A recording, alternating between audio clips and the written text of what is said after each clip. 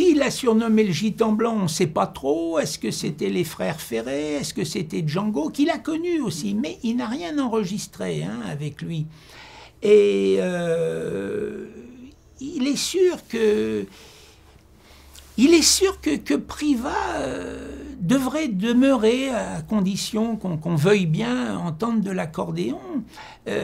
Parce que j'entendais l'autre jour un air que je connaissais pas trop, rythme gitan, mais c'est d'une beauté incroyable. Et justement, ces gitans, ces manouches, enfin je ne fais pas bien la différence moi, les frères Ferré là, ils jouaient exactement comme eux, quoi. Et il le dit bien, Privat, c'était une musique qui se jouait doucement, ça gueulait pas. Parce que dans les bals, à l'époque, il n'y avait pas toute la sono d'aujourd'hui.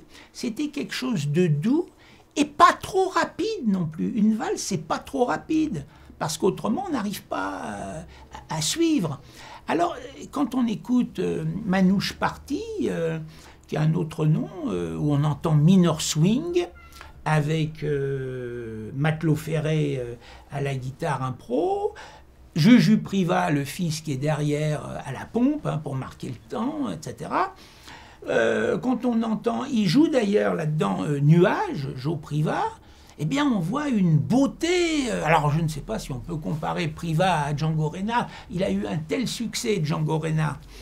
Mais moi, voyez-vous,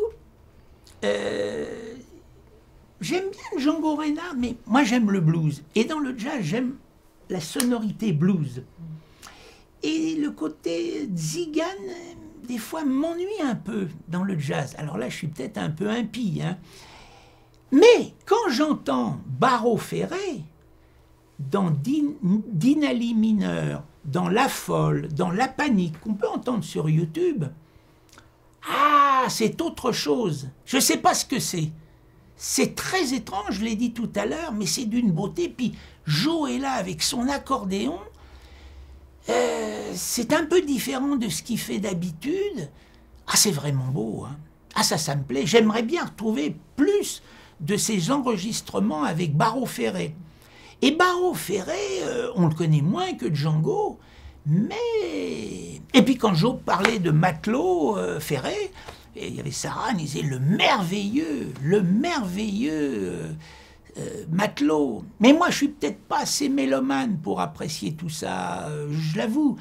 Moi, ce qui m'a plu surtout, bon, évidemment, la musique est complètement là-dedans. En écrivant, j'étais au Balajo en train d'écouter sa préférée, évidemment. Mais moi, ce qui m'intéressait, c'était ces hommes qui parlaient entre eux, un peu voyous, un peu truands, et Joe qui était là, il buvait un coup, il sortait des jeux de mots.